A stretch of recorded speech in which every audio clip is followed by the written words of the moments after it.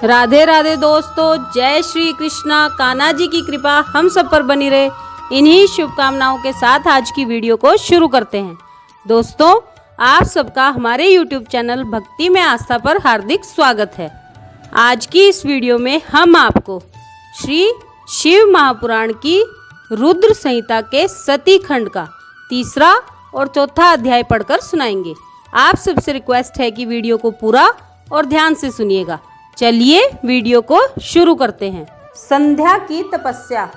उसके द्वारा भगवान शिव की स्तुति तथा उससे संतुष्ट हुए शिव का उसे अभीष्ट वर देकर मेधा तिथि के यज्ञ में भेजना।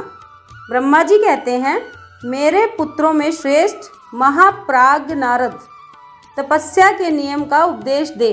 जब वशिष्ठ जी अपने घर चले गए तब तप के उस विधान को समझकर संध्या मन ही मन बहुत प्रसन्न हुई।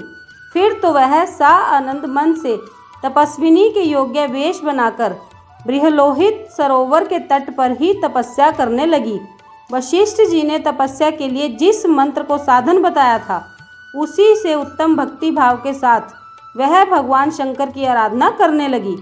उसने भगवान शिव में अपने चित्त को लगा दिया और एकाग्र मन से वह बड़ी भारी तपस्या करने लगी। उस तपस्या में लगे हुए उसके 4 युग व्यतीत हो गए। तब भगवान शिव उसकी तपस्या से संतुष्ट हो बड़े प्रसन्न हुए तथा बाहर भीतर और आकाश में अपने स्वरूप का दर्शन कराकर जिस रूप का वह चिंतन करती थी, उसी रूप से उसकी आंखों के सामने प्रकट हो गए। उसने मन से जिनका चिंतन किया था, उन्हीं प्रभु शंकर को अपने सामने खड़ा देख वह अत्यंत आनंद में निमग्न हो गई। भगवान का मुखारविंद बड़ा प्रसन्न दिखाई देता था।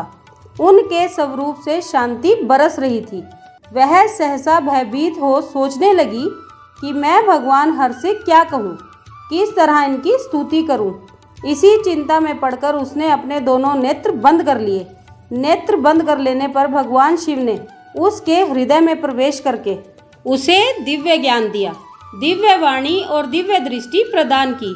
जब उसे दिव्य ज्ञान, दिव्य दृष्टि और दिव्य वाणी प्राप्त हो गई, तब वह कठिनाई से ज्ञात होने वाले जगदीश्वर शिव को प्रत्यक्ष देखकर उनकी स्तुति करने लगी।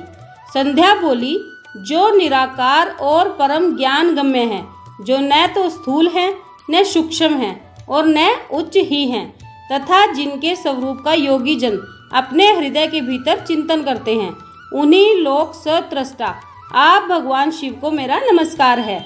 जिन्हें शरव कहते हैं, जो शांत स्वरूप, निर्मल, निर्विकार और ज्ञान गम्य हैं, जो अपने ही प्रकाश में स्थित हो प्रकाशित होते हैं, जिनमें विकार का अत्यंत अभाव है, जो आकाश मार्ग की भांति निर्गुण निराकार बताए गए हैं तथा जिनका रूप अज्ञान अंधकार मार्ग से सर्वथा परे है, उन नित्य प्रसन्न आप भगवान शिव को मैं प्रणाम करती हूँ।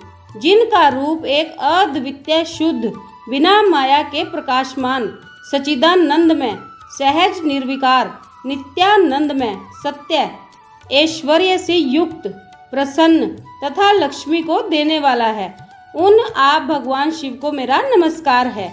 जिनके स्वरूप की ज्ञान रूप से ही उद्भावना की जा सकती है, जो इस जगत से सर्वथा भिन्न है एवं सतव प्रधान, ध्यान के योग्य, आत्म स्वरूप, सारभूत, सबको पार लगाने वाला तथा पवित्र वस्तुओं में भी परम पवित्र है, उन आप महेश्वर को मेरा नमस्कार है।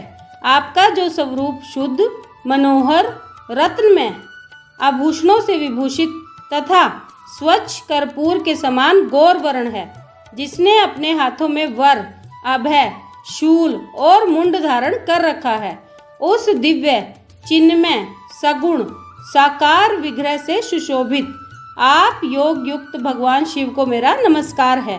आकाश, पृथ्वी, दिशाएं, जल, तेज तथा काल, ये जिनके स्वरूप हैं, उन आप परमेश्वर को मेरा नमस्कार है। प्रधान प्रकृति और पुरुष जिनके शरीर रूप से प्रकट हुए हैं, अर्थात वे दोनों जिनके शरीर हैं, इसलिए जिनका यथार्थ रूप बुद्धि आदि से भी परे है, उन भगवान शंकर को मेरा बारंबार नमस्कार है। जो ब्रह्मा होकर जगत की सृष्टि करते हैं, जो विष्णु होकर संसार का पालन करते हैं तथा जो रुद्र होकर अंत में सृष्टि का संहार करेंगे, उन्हीं आप भगवान सदाशिव को मेरा बारंबार नमस्कार है, जो कारण के भी कारण हैं, दिव्य अमृत रूप ज्ञान तथा अणिमा आदि ऐश्वर्य प्रदान करने वाले हैं, समस्त लोकांतरों का वैभव देने वाले हैं, स्वयं प्रकाश रूप हैं तथा प्रकृति से भी परे हैं। उन परमेश्वर शिव को मेरा नमस्कार है, मेरा नमस्कार है।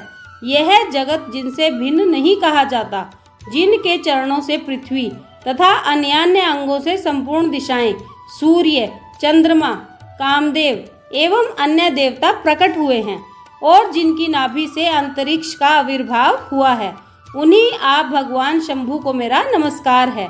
हे प्रभो, आप ही सबसे उत्कृष्ट परमात्मा हैं, आप ही नाना प्रकार की विद्याएं हैं, आप ही संहार करता हैं, आप ही सद ब्रह्म तथा पर ब्रह्म हैं। आप सदा विचार में तत्पर रहते हैं, जिनका न आदि है, न मध्य है और न अंत ही है, जिनसे सारा जगत उत्पन्न हुआ है तथा जो मन और वाणी के विषय भी नहीं हैं। उन महादेव जी की स्तुति मैं कैसे कर सकूंगी। ब्रह्मा आदि देवता तथा तपस्या के धनी मुनि भी जिनके रूपों का वर्णन नहीं कर सकते, उन्हीं परमेश्वर का वर्णन अथवा सत्वन मैं कैसे कर सकती हूँ। हे प्रभो, आप निर्गुण हैं, मैं मूढ़ स्त्री आपके गुणों को कैसे जान सकती हूँ। आपका रूप तो ऐसा है जिसे इंद्र सहित संपूर्ण देवता और असुर भी नहीं जानते हैं। हे महेश्वर, आपको मेरा नमस्कार है। तपो में आपको मेरा नमस्कार है। देवेश्वर शंभो, मुझ पर प्रसन्न होइए, आपको मेरा बारंबार नमस्कार है। ब्रह्मा जी कहते हैं, नारद, संध्या का यह स्तुति पूर्ण वचन सुनकर उसके द्वारा भली भांति प्रशंसित हुए भक्त वत्सल परमेश्वर शंकर बहुत प्रसन्न हुए। उसका शरीर वल्कल और मृग चर्म से ढका हुआ था, मस्तक पर पवित्र जटाजूट शोभा पा रहा था। उस समय पाले के मारे हुए कमल के समान उसके कुम्हलाते हुए मुंह को देखकर भगवान हर दया से द्रवित हो उससे इस प्रकार बोले। महेश्वर ने कहा, भद्रे, मैं तुम्हारी इस उत्तम तपस्या से बहुत प्रसन्न हूँ। शुद्ध बुद्धि वाली देवी, तुम्हारे इस सत्वन से भी मुझे बड़ा संतोष प्राप्त हुआ है। अतः इस समय अपनी इच्छा के अनुसार कोई भी वर मांग लो, जिस वर से तुम्हें प्रयोजन हो तथा जो तुम्हारे मन में हो, उसे मैं यहाँ अवश्य पूर्ण करूँगा। तुम्हारा कल्याण हो। मैं तुम्हारे व्रत नियम से बहुत प्रसन्न हूँ। प्रसन्नचित महेश्वर का यह वचन सुनकर अत्यंत हर्ष से भरी हुई संध्या उन्हें बारंबार प्रणाम करके बोली, हे महेश्वर, यदि आप मुझे प्रसन्नता पूर्वक वर देना चाहते हैं, यदि मैं वर पाने के योग्य हूँ, यदि पाप से शुद्ध हो गई हूँ तथा देव, यदि इस समय आप मेरी तपस्या से प्रसन्न हैं, तो मेरा मांगा हुआ यह पहला वर सफल करें। हे देवेश्वर, इस आकाश में, पृथ्वी आदि किसी भी स्थान में जो भी प्राणी हैं, वे सब के सब जन्म लेते ही काम भाव से युक्त न हो जाएं। हे नाथ, मेरी सकाम दृष्टि कहीं न पड़े। मेरे जो पति हों वे भी मेरे अत्यंत सुहृद हों। पति के अतिरिक्त जो भी पुरुष मुझे सकाम भाव से देखे, उसके पुरुषत्व का नाश हो जाए, वह तत्काल नपुंसक हो जाए। निष्पाप संध्या का यह वचन सुनकर प्रसन्न हुए भक्त वत्सल भगवान शंकर ने कहा, देवी संध्या, सुनो। भद्रे, तुमने जो जो वर मांगा है वह सब तुम्हारी तपस्या से संतुष्ट होकर मैंने दे दिया। प्राणियों के जीवन में मुख्यतः 4 अवस्थाएं होती हैं। पहली शैशवावस्था, दूसरी कौमारावस्था, तीसरी यौवनावस्था और चौथी वृद्धावस्था। तीसरी अवस्था प्राप्त होने पर देहधारी जीव काम भाव से युक्त होंगे। कहीं कहीं दूसरी अवस्था के अंतिम भाग में ही प्राणी सकाम हो जाएंगे। तुम्हारी तपस्या के प्रभाव से मैंने जगत में सकाम भाव के उदय की यह मर्यादा स्थापित कर दी है, जिससे देहधारी जीव जन्म लेते ही कामासक्त न हो जाएं। तुम भी इस लोक में वैसे दिव्य सती भाव को प्राप्त करो, जैसा तीनों लोकों में दूसरी किसी स्त्री के लिए संभव नहीं होगा। पाणी ग्रहण करने वाले पति के सिवा जो कोई भी पुरुष सकाम होकर तुम्हारी ओर देखेगा वह तत्काल नपुंसक होकर दुर्बलता को प्राप्त हो जाएगा। तुम्हारे पति महान तपस्वी तथा दिव्य रूप से संपन्न एक महाभाग महर्षि होंगे जो तुम्हारे साथ 7 कल्पों तक जीवित रहेंगे। तुमने मुझसे जो जो वर मांगे थे वे सब मैंने पूर्ण कर दिए। अब मैं तुमसे दूसरी बात कहूँगा जो पूर्व जन्म से संबंध रखती है। तुमने पहले से ही यह प्रतिज्ञा कर रखी है कि मैं अग्नि में अपने शरीर को त्याग दूंगी। उस प्रतिज्ञा को सफल करने के लिए मैं तुम्हें एक उपाय बताता हूँ, उसे निसंदेह करो। मुनिवर मेधा तिथि का एक यज्ञ चल रहा है जो 12 वर्षों तक चालू रहने वाला है। उसमें अग्नि पूर्णतः प्रज्वलित है। तुम बिना विलंब किए उसी अग्नि में अपने शरीर का उत्सर्ग कर दो। इसी पर्वत की उपत्यका में चंद्रभागा नदी के तट पर तापस आश्रम में मुनिवर मेधा तिथि महायज्ञ का अनुष्ठान करते हैं। तुम स्वच्छंदता पूर्वक वहां जाओ। मुनि तुम्हें वहां देख नहीं सकेंगे। मेरी कृपा से तुम मुनि की अग्नि से प्रकट हुई पुत्री होगी। तुम्हारे मन में जिस किसी स्वामी को प्राप्त करने की इच्छा हो उसे हृदय में धारण कर उसी का चिंतन करते हुए तुम अपने शरीर को उस यज्ञ की अग्नि में होम दो। संदेह, जब तुम इस पर्वत पर 4 युगों तक के लिए कठोर तपस्या कर रही थी, उन्हीं दिनों उस चतुर्युगी का सतयुग बीत जाने पर त्रेता के प्रथम भाग में प्रजापति दक्ष के बहुत सी कन्याएं हुई। उन्होंने अपनी उन सुशीला कन्याओं का यथा योग्य वरों के साथ विवाह कर दिया। उनमें से 27 कन्याओं का विवाह उन्होंने चंद्रमा के साथ किया। चंद्रमा अन्य सब पत्नियों को छोड़कर केवल रोहिणी से प्रेम करने लगे। इसके कारण क्रोध से भरे हुए दक्ष ने जब चंद्रमा को शाप दे दिया तब समस्त देवता तुम्हारे पास आए, परंतु संदेह, तुम्हारा मन तो मुझ में लगा हुआ था, अतः तुमने ब्रह्मा जी के साथ आए हुए उन देवताओं पर दृष्टिपात ही नहीं किया। तब ब्रह्मा जी ने आकाश की ओर देखकर और चंद्रमा पुनः अपने स्वरूप को प्राप्त करें यह उद्देश्य मन में रखकर उन्हें शाप से छुड़ाने के लिए एक नदी की सृष्टि की जो चंद्र या चंद्रभागा नदी के नाम से विख्यात हुई। चंद्रभागा के प्रादुर्भाव काल में ही महर्षि मेधा तिथि यहाँ उपस्थित हुए थे। तपस्या के द्वारा उनकी समानता करने वाला न तो कोई हुआ है, न है और न ही होगा। उन महर्षि ने महान विधि विधान के साथ दीर्घ काल तक चलने वाले ज्योतिष्ठोम नामक यज्ञ का आरंभ किया है। उसमें अग्निदेव पूर्ण रूप से प्रज्वलित हो रहे हैं। उसी आग में तुम अपने शरीर को डाल दो और परम पवित्र हो जाओ। ऐसा करने से इस समय तुम्हारी वह प्रतिज्ञा पूर्ण हो जाएगी। इस प्रकार संध्या को उसके हित का उपदेश देकर देवेश्वर भगवान शिव वहीं अंतर्धान हो गए। ये था 3रा अध्याय। अब 4था अध्याय सुनिए। संध्या की आत्म आहुति। उसका अरुंधति के रूप में अवतीर्ण होकर मुनिवर वशिष्ठ के साथ विवाह करना, ब्रह्मा जी का रुद्र के विवाह के लिए प्रयत्न और चिंता तथा भगवान विष्णु का उन्हें शिवा की आराधना के लिए उपदेश देकर चिंता मुक्त करना। ब्रह्मा जी कहते हैं, नारद, जब वर देकर भगवान शंकर अंतर्धान हो गए तब संध्या भी उसी स्थान पर गई जहां मुनि मेधा तिथि यज्ञ कर रहे थे। भगवान शंकर की कृपा से उसे किसी ने भी वहां नहीं देखा। उसने उस तेजस्वी ब्रह्मचारी का स्मरण किया जिसने उसके लिए तपस्या की विधि का उपदेश दिया था। महामुने, पूर्व काल में महर्षि वशिष्ठ ने मुझ परमेष्ठी की आज्ञा से एक तेजस्वी ब्रह्मचारी का वेश धारण करके उसे तपस्या करने के लिए उपयोगी नियमों का उपदेश दिया था। संध्या अपने को तपस्या का उपदेश देने वाले उन्हीं ब्रह्मचारी ब्राह्मण वशिष्ठ को पति रूप से मन में रखकर उस महायज्ञ में प्रज्वलित अग्नि के समीप गई। उस समय भगवान शंकर की कृपा से मुनियों ने उसे वहां नहीं देखा।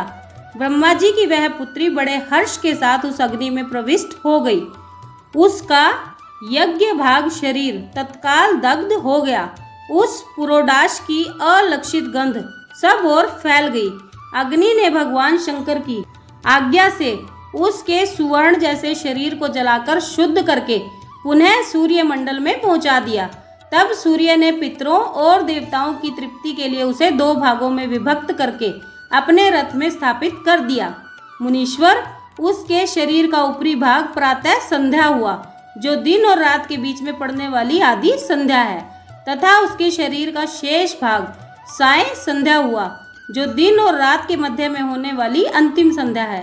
साय संध्या सदा ही पितरों को प्रसन्नता प्रदान करने वाली होती है। सूर्योदय से पहले जब अरुणोदय हो, प्राची के क्षितिज में लाली छा जाए, तब प्रातः संध्या प्रकट होती है, जो देवताओं को प्रसन्न करने वाली है। जब लाल कमल के समान सूर्य अस्त हो जाते हैं, उसी समय सदा साय संध्या का उदय होता है, जो पितरों को आनंद प्रदान करने वाली है। परम दयालु भगवान शिव ने उसके मन सहित प्राणों को दिव्य शरीर से युक्त देहधारी बना दिया। जब मुनि के यज्ञ की समाप्ति का अवसर आया, तब वह अग्नि की ज्वाला में महर्षि मेधातिथि को तपाए हुए सुवर्ण किसी कांति वाली पुत्री के रूप में प्राप्त हुई। मुनि ने बड़े आमोद के साथ उस समय उस पुत्री को ग्रहण किया। उन्होंने यज्ञ के लिए उसे नहलाकर अपनी गोद में बिठा लिया। शिष्यों से घिरे हुए महामुनि मेधातिथि को वहां बड़ा आनंद प्राप्त हुआ। उन्होंने उसका नाम अरुंधति रखा।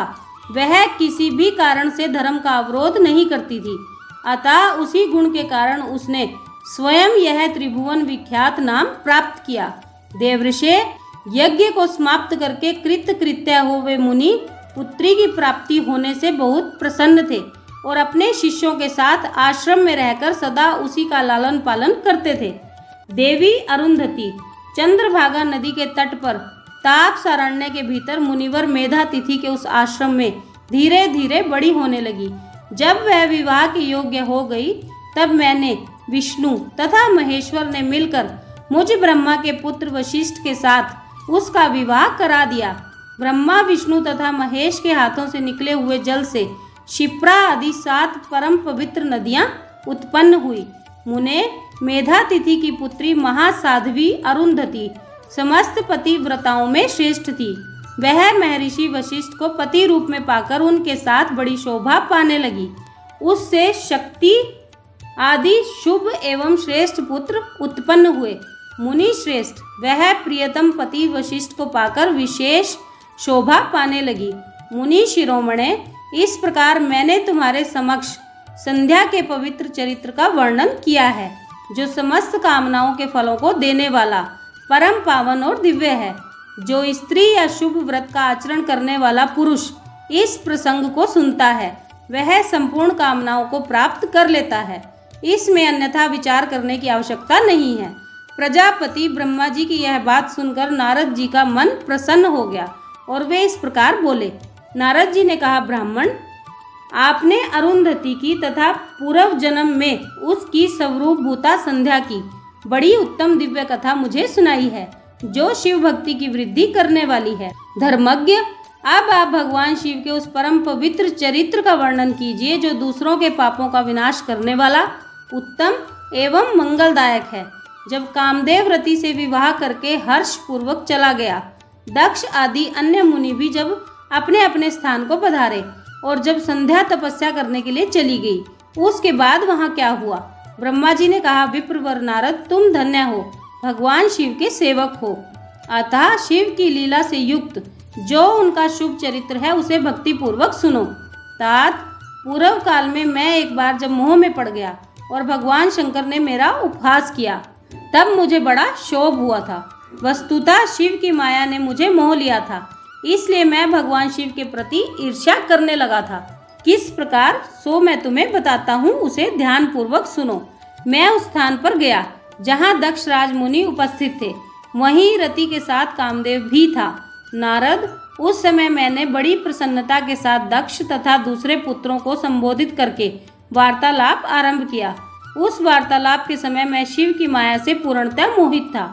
अतः मैंने कहा, पुत्रों, तुम्हें ऐसा प्रयत्न करना चाहिए जिससे महादेव जी किसी कमनीय कांति वाली स्त्री का पाणी ग्रहण करें। इसके बाद मैंने भगवान शिव को मोहित करने का भार रति सहित कामदेव को सौंप दिया।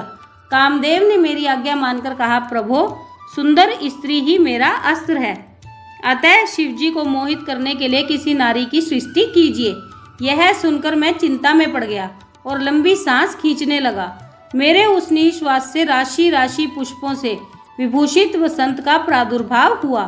वसंत और मल्यानील ये दोनों मदन के सहायक हुए।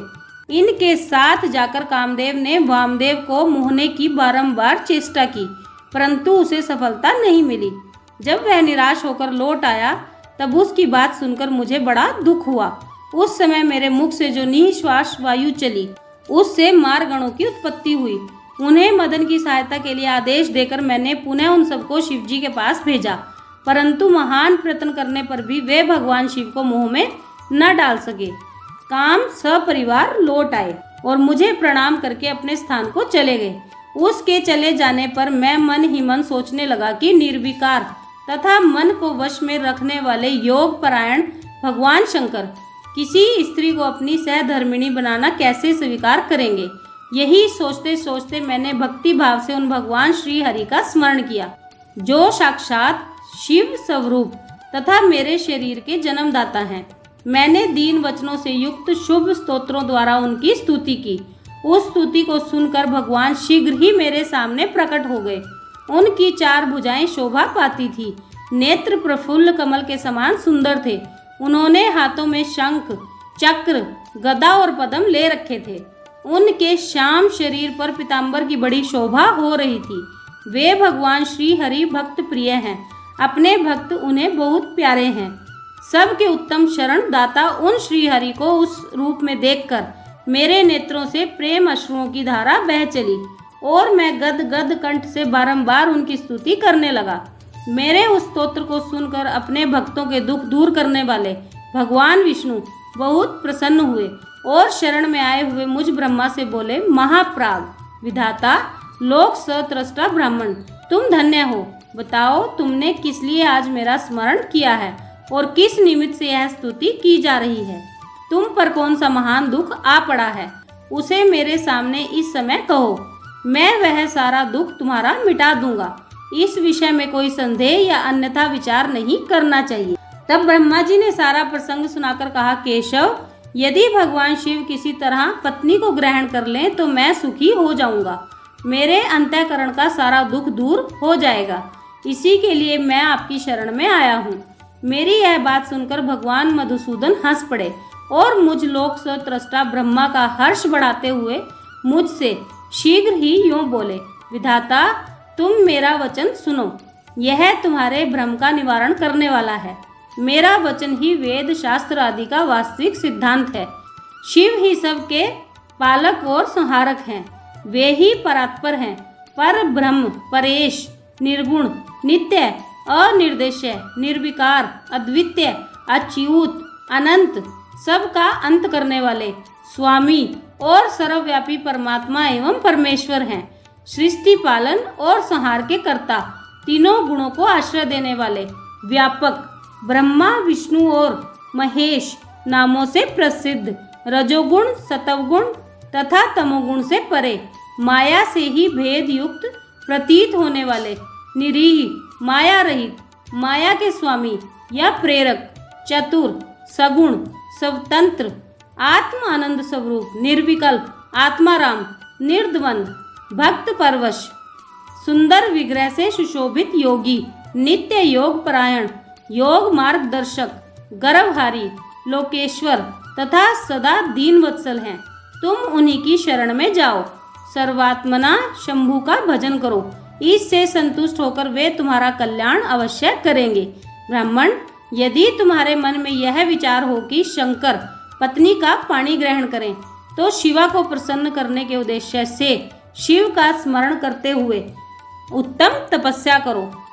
अपने उस मनोरथ को हृदय में रखते हुए देवी शिवा का ध्यान करो। वे देवेश्वरी यदि प्रसन्न हो जाएं तो सारा कार्य सिद्ध कर देंगी।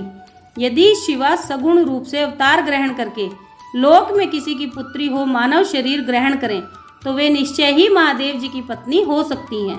ब्राह्मण, तुम दक्ष को आज्ञा दो, वे भगवान शिव के लिए पत्नी का उत्पादन करने के निमित्त स्वतः भक्ति भाव से प्रयत्न पूर्वक तपस्या करें। तात, शिवा और शिव दोनों को भक्तों के अधीन जानना चाहिए। वे निर्गुण पर ब्रह्म स्वरूप होते हुए भी स्वेच्छा से सगुण हो जाते हैं। विधे, भगवान शिव की इच्छा से प्रकट हुए हम दोनों ने जब उनसे प्रार्थना की थी तब पूर्व काल में भगवान शंकर ने जो बात कही थी उसे याद करो।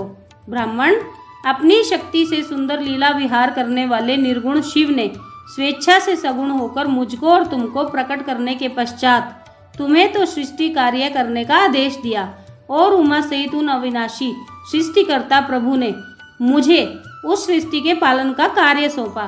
फिर नाना लीला विशारद उन दयालु स्वामी ने हंसकर आकाश की ओर देखते हुए बड़े प्रेम से कहा, विष्णु, मेरा उत्कृष्ट रूप इन विधाता के अंग से इस लोक में प्रकट होगा, जिसका नाम रुद्र होगा। रुद्र का रूप ऐसा ही होगा जैसा मेरा है, वह मेरा पूर्ण रूप होगा। तुम दोनों को सदा उसकी पूजा करनी चाहिए। वह तुम दोनों के संपूर्ण मनोरथों की सिद्धि करने वाला होगा। वही जगत का प्रलय करने वाला होगा। वह समस्त गुणों का दृष्टा, निर्विशेष एवं उत्तम योग का पालक होगा। यद्यपि तीनों देवता मेरे ही रूप हैं, तथापि विशेषतः रुद्र मेरा पूर्ण रूप होगा। पुत्रों, देवी उमा के भी 3 रूप होंगे। एक रूप का नाम लक्ष्मी होगा, जो इन श्री हरि की पत्नी होगी। दूसरा रूप ब्रह्म पत्नी सरस्वती है। तीसरा रूप सती के नाम से प्रसिद्ध होगा।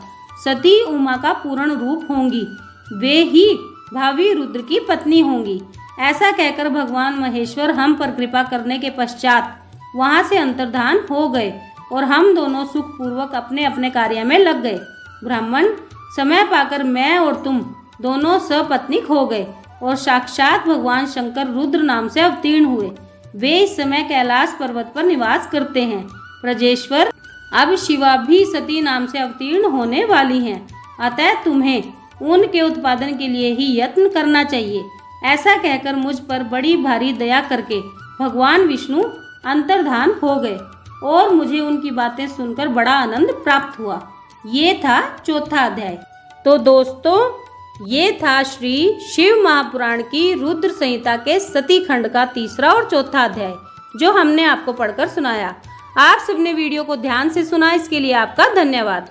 आज की वीडियो में बस इतना ही। कल फिर मिलते हैं एक और नई वीडियो के साथ।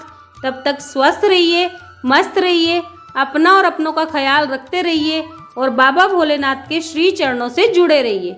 राधे राधे दोस्तों, जय श्री कृष्णा, जय माता दी।